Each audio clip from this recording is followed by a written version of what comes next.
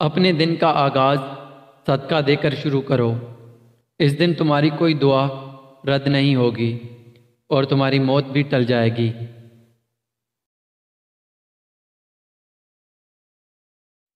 अगर कोई तुम्हें दुख देता है तो उसे छोड़ दो, लेकिन जिसे छोड़ दो उसे कभी दुख ना दो।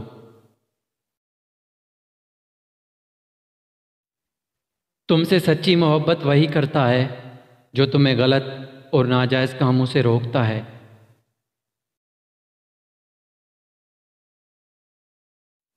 तुम्हारा बदतरीन दोस्त वो है जो तुम्हें गलत बात पर राज़ी करे।